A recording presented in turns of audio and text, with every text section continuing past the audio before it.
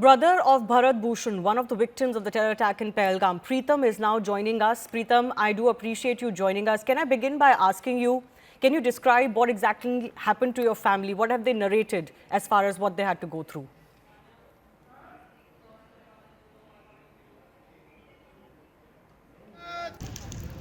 Bharat, can you hear me? So they were on a vacation. Yes. So he, his wife and his 3.5-year-old son, they were on a vacation to Kashmir. They went on 18th of April. They almost finished the trip. On the 22nd, they were supposed to be in Pahalgam. And in Pahalgam, they were taking pictures in Kashmiri dresses, with his son.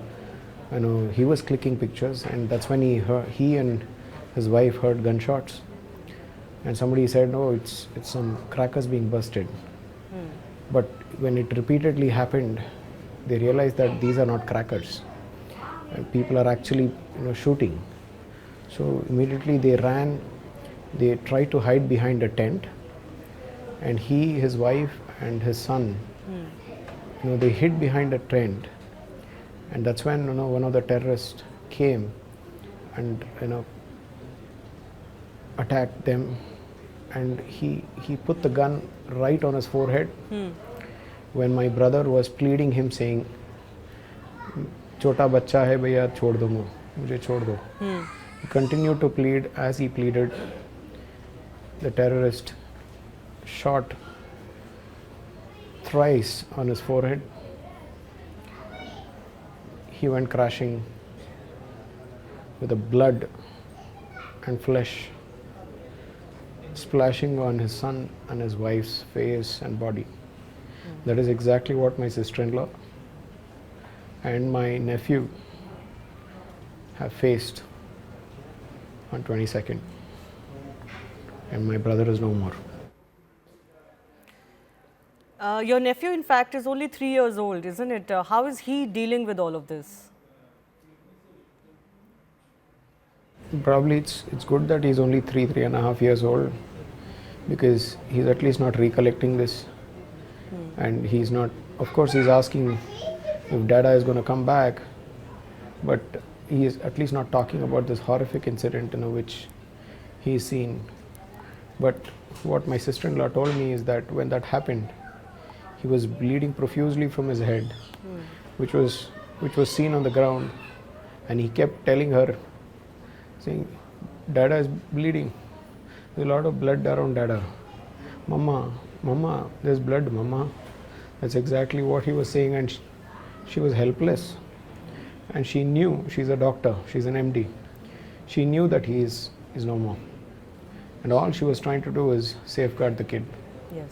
So, I don't know. Maybe it's good that he's 3.5 years old, and he'll not remember this. And I don't want him to remember this. Nobody should remember this. Yes.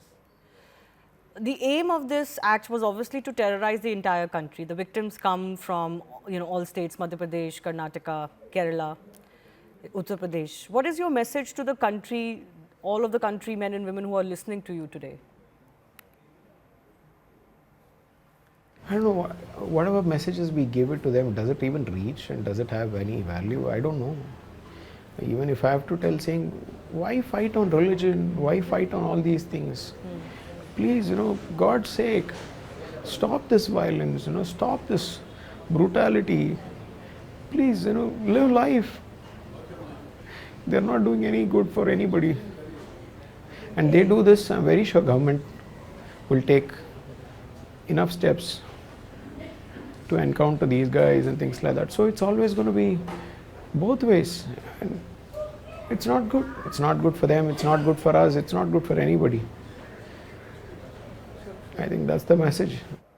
In fact, I was going to ask you, the Prime Minister has promised action like never before, that perpetrators would not have imagined. Your sense on that, and how do you want the government to hit back? Of course, if the government doesn't act now, and we don't do this, there will be so many more Bhushans, who's a husband of somebody, brother of somebody, son of somebody, friend of somebody, I, I think it's high time that we take some serious actions to stop this and ensure the punishment is so difficult that nobody will even would dare to do something like this. I think that's exactly what we need to do.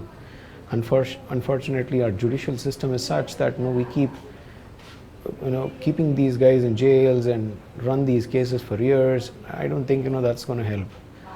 I think it's important that we shoot these guys and teach a right lesson and conclude some of these things to give them a brutal reply. Absolutely.